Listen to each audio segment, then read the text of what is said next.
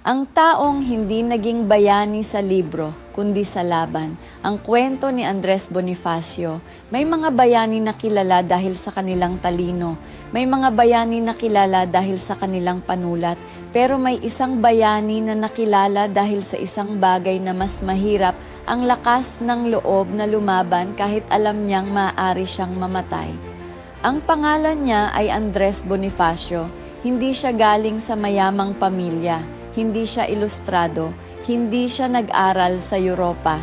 Isa lang siyang karaniwang Pilipino at doon nagsimula ang kwento, ang batang lumaki sa hirap. Ipinanganak si Bonifacio sa Tondo. Maaga niyang naranasan ang hirap ng buhay. Namatay ang kanyang mga magulang habang bata pa siya. Siya ang tumayong magulang sa kanyang mga kapatid. Nagtrabaho siya bilang taga-benta, clerk, manggagawa. Hindi siya lumaki sa paaralan, lumaki siya sa realidad. Pero kahit walang formal na edukasyon, mahilig siyang magbasa.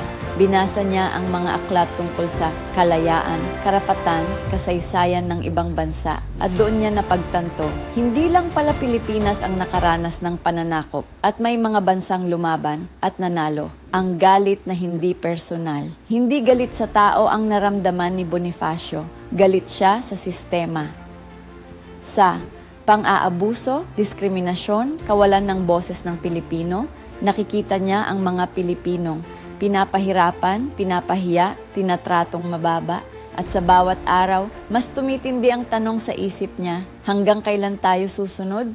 Ang inspirasyon mula sa panulat. Isa sa mga taong nakaimpluwensya sa kanya ay si Jose Rizal. Hindi sila magkapareho. Si Rizal, edukado, manunulat, reformista. Si Bonifacio, manggagawa, lider ng masa, revolusyonaryo, pero pareho silang may layunin. Ang dignidad ng Pilipino. Binasa ni Bonifacio ang mga akda ni Rizal at doon niya nakita ang katotohanan ng lipunan.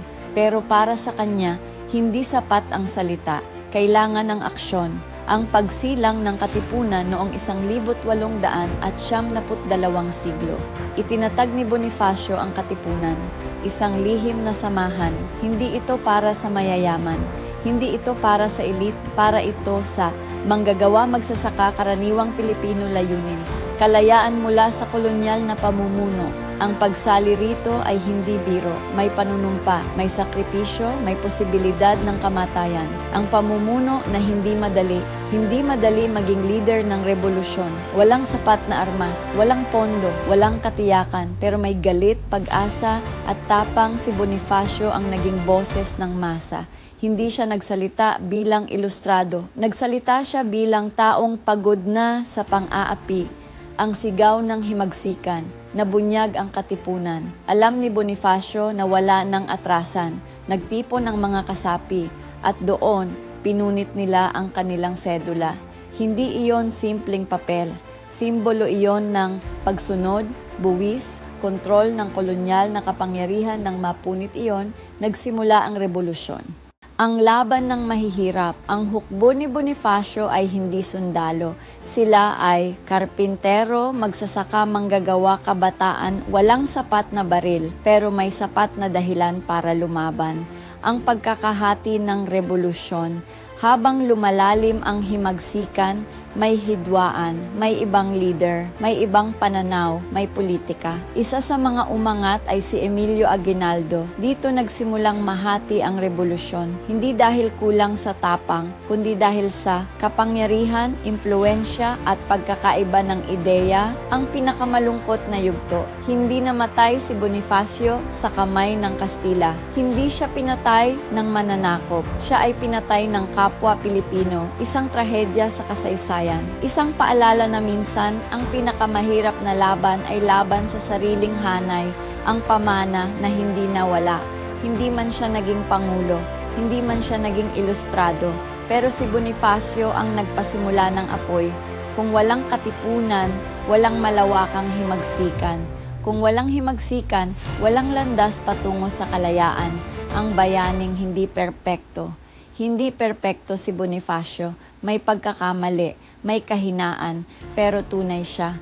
Hindi siya bayani dahil sa titulo. Bayani siya dahil sa pagpili na lumaban kahit walang kasiguruhan. Ang aral ng kanyang buhay. Ang kwento ni Bonifacio ay hindi lang tungkol sa digmaan. Ito ay tungkol sa paninindigan, sakripisyo at tapang ng karaniwang tao. Pinatunayan niya na hindi kailangang maging mayaman o edukado para maging leader. Kailangan mo lang maniwala, tumindig at huwag umatras. Ang pattern ng kasaysayan. Kung mapapansin mo, may dumadating, may nagtuturo, may kumukontrol, may lumalaban paulit-ulit. Hindi lang sa Pilipinas, kundi sa buong mundo. Ang hindi madalas sabihin. Ang kasaysayan ay hindi lang tungkol sa pananakop. Ito ay tungkol sa pagbabago ng isip. Kapag naniwala ang tao na hindi siya kayang tumayo, doon nagsisimula ang tunay na pagkatalo, ang tunay na laban. Hindi baril, hindi espada, kundi identidad, dignidad, paninindigan ang tanong para sa kasalukuyan. Hindi na tayo kolonya ngayon, pero may mga tanong pa rin. Sino ang may impluwensya? Ano ang pinaniniwalaan natin? Tayo ba ang nagdedesisyon para sa sarili natin? Ang kasaysayan ay hindi natapos. Ito ay nagpapatuloy. Ang panahong akala natin malaya, na tayo ay panahong hinubog kung sino tayo ngayon. Hindi perpekto ang ating nakaraan. Hindi rin madali ang ating paglalakbay. Pero malinaw ang isang bagay. Ang pagiging Pilipino ay hindi lang dugo o lugar. Ito ay pagpili na tumayo, mag-isip at ipaglaban kung ano ang tama. Ang kasaysayan ay hindi lang alaala, ito ay tanong. At ang tanong ngayon, kung ikaw ang nasa panahong iyon, lalaban ka ba o sasabay na lang sa agos? Dahil ang bawat henerasyon ay may sariling laban at ang kasaysayan ay naghihintay kung sino ang susunod na tatayo.